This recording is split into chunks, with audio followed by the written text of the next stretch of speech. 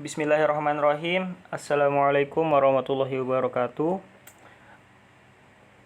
Perkenalkan, nama saya Muhammad Syafadillah. Saya adalah mahasiswa Fakultas Tarbiyah dan Keguruan, jurusan Tadris Bahasa Inggris, Universitas Islam Negeri Antasari Banjarmasin. Nah, pada kesempatan kali ini saya akan mencoba memaparkan tafsir Tarbawi pada Quran Surah An-Nahl ayat 43 sampai ayat 44. أعوذ بالله من الشيطان الرجيم بسم الله الرحمن الرحيم وما أرسلنا من قبلك إلا رجالا نوحي إليهم فاسألوا أهل الذكر إن كنتم لا تعلمون بالبينات والزبر وأنزلنا إليك الذكر لتبين للناس ما نزل إليهم ولعلهم يتفكرون صدق الله العظيم. Dan kami tidak mengutus sebelum engkau Muhammad melainkan orang laki-laki yang kami beri wahyu kepada mereka. Maka bertanyalah kepada orang yang mempunyai pengetahuan jika kamu tidak mengetahui.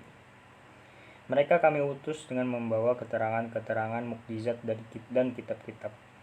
Dan kami turunkan az-zikir Al-Quran kepadamu agar engkau menerangkan kepada manusia apa yang telah diturunkan kepada mereka dan agar mereka memikirkan. Pendahuluan. Nah, di dalam Al-Quran ada sebuah surah yang memiliki nama An-Nahl, yang bila kita terjemahkan ke dalam bahasa Indonesia, yakni adalah memiliki arti lebah. Kalau dalam bahasa Jawa disebut dengan tawon. Surah ini tergolong ke dalam surah Makkiyah dan merupakan surat ke-16 di dalam Al-Quran. Surah ini dinamakan sebagai lebah karena di dalamnya terdapat ayat berikut ini, yang artinya, dan Tuhanmu mewahyukan kepada lebah, buatlah sarang-sarang di bukit-bukit, di pohon-pohon kayu, dan di tempat-tempat yang dibuat manusia. Kemudian makanlah dari tiap-tiap macam buah-buahan, dan tempuhlah jalan Tuhanmu yang telah dimudahkan bagimu. Dari perut lebah itu keluar minuman, yakni madu yang bermacam-macam warnanya. Di dalamnya terdapat obat yang menyembuhkan bagi manusia. Sesungguhnya pada yang demikian itu benar-benar terdapat tanda kebesaran Tuhan bagi orang-orang yang memikirkan. Quran Surah An-Nahl ayat 68-69. Kemudian kita masuk ke dalam tafsir Quran Surah An-Nahl dari ayat 43 dan ayat 44. Dalam tafsir Ibnu Katsir dikemukakan bahwa Ad-Dahq berkata dari Ibnu Abbas bahwa ketika Allah mengutus orang Muhammad SAW sebagai seorang rasul, orang-orang Arab atau sebagian dari mereka mengingkari dan berkata, Allah akan lebih agung kalau rasulnya tidak berupa manusia. Maka Allah saat itu menurunkan ayat yang artinya, apakah merupakan keanehan dan keajaiban bagi manusia bahwa kami mewahyukan risalah kepada seorang pria di antara mereka untuk memberi peringatan kepada umat Islam. Quran Surah Yunus ayat 2. Maksudnya adalah, bertanyalah kepada orang-orang ahli kitab terlebih dahulu, apakah para rasul yang diutus kepada mereka berupa manusia atau malaikat? Jika para rasul itu berupa malaikat, berarti boleh kalian mengingkari. Dan jika dari manusia, maka janganlah kalian mengingkari kalau Muhammad SAW adalah seorang rasul. Kemudian dalam tafsir Al-Misbah dikemukakan tafsir ayat 43, yakni ayat-ayat yang lalu menguraikan keburukan ucapan dan perbuatan kaum muslimin serta pengingkaran mereka terhadap keesaan Allah Subhanahu wa taala, keniscayaan hari kemudian dan kerasulan Nabi Muhammad SAW. Demikian juga penolakan mereka terhadap apa yang diperintahkan Allah Subhanahu wa taala. Itu semua telah dibantah. Kini ayat ini dan ayat-ayat berikutnya kembali menguraikan kesesatan pandangan mereka menyangkut kerasulan Nabi Muhammad SAW. Dalam penolakan itu mereka selalu berkata bahwa manusia tidak wajar menjadi utusan Allah, atau paling tidak dia harus disertai oleh malaikat, ujar mereka. Ayat ini menegaskan bahwa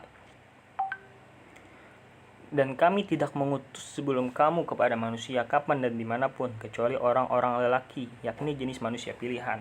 Bukan malaikat yang kami beri wahyu kepada mereka, antara lain melalui malaikat Jibril. Maka wahai orang-orang yang ragu atau tidak tahu, bertanyalah kepada ahli zikir, yakni orang-orang yang berpengetahuan jika kamu tidak mengetahui. Nah, maksudnya di sini kita sebagai orang awam hendaknya kita bertanya dulu kepada ahlinya jika ingin melakukan sesuatu. Sesudah itu Allah Subhanahu wa taala menjelaskan bahwa para rasul itu diutus dengan membawa bukti-bukti nyata tentang kebenaran mereka. Ini lanjut ke ayat 44. Yang dimaksud dengan bukti-bukti yang nyata dalam ayat ini adalah mukjizat-mukjizat yang membuktikan kebenaran kerasulan mereka. Sedangkan yang dimaksud dengan Az-Zubur ialah kitab yang mengandung tuntunan hidup dan tata hukum diberikan oleh Allah kepada manusia. Di akhir ayat Allah Subhanahu wa taala menegaskan agar mereka memikirkan kandungan isi Al-Qur'an dengan pemikiran yang jernih untuk memperoleh kesejahteraan hidup dan kebahagiaan di akhirat, terlepas dari berbagai macam azab dan bencana seperti yang menimpa umat-umat sebelumnya. Kemudian yang terakhir adalah nilai pendidikan yang dapat kita ambil dari Quran Surah An-Nahl ayat 43 dan 44. Pertama adalah menghancurkan kita untuk bertanya apabila kita tidak tahu. Guru sebagai subjek sekaligus murid yang aktif. Nah, maksudnya di sini kita alangkah baiknya untuk bertanya daripada kita menjadi orang yang sok tahu dan memaksa untuk tahu. Padahal sebenarnya kita tidak tahu. Dan emang yang terbaik itu adalah kita selalu mengenalkan diri, tidak merasa benar. Maka dari itu, kita harus punya guru dan bertanya kepada guru. Kemudian yang kedua, apabila kita menuntut ilmu, sebaiknya ajarkan kepada yang belum tahu. Nah, apabila kita mempunyai ilmu, itu diajarkan kepada yang belum tahu, maksudnya di sini adalah orang-orang terdekat kita yang belum mengetahuinya mungkin. Karena bila kita belum mempunyai kapasitas untuk menyampaikan ilmu yang kita anggap ilmu ini, itu bakal muncul problematika gitu. Jadi ajarkan kepada yang belum tahu selama ilmu itu masih tidak terlalu berat pembahasannya. Kemudian dalam mendidik menyesuaikan pada tingkat kecerdasan dan pemahaman peserta didik. Ya, ini sesuaikan level agar kiranya pemahaman yang mereka dapatkan lebih mudah. Pendidik menggunakan bahasa yang jelas dan mudah dipahami. Ini sudah jelas karena ini bersangkutan dengan yang tadi, sesuai dengan level. Karena tidak mungkin kita mengajar anak SD dengan bahasa yang digunakan di bangku perkuliahan. Pendidikan dilakukan harus secara bertahap. Ini benar agar kiranya tidak ada kesalahpahaman. Kemudian pendidik atau guru mesti menguasai bahan ajar. Ini sudah pasti. Kita sebagai calon pendidik dan calon guru di masa depan harus menguasai bahan ajar agar kiranya kita memudahkan mengalihkan atau memparafrase bahasa-bahasa yang tidak mudah kepada murid-murid kita agar mudah dipahami. Mungkin itu saja presentasi saya pada hari ini. Salah khilaf mohon maaf. Apabila ada yang baik, itu datangnya dari Allah Subhanahu wa taala. Kalau ada yang tidak baik, itu murni dari saya. Wabillahi taufiq hidayah. Subhanallah bihamdika asyhadu an la ilaha illa anta astaghfiruka wa atubu ilaik. Assalamualaikum warahmatullahi wabarakatuh.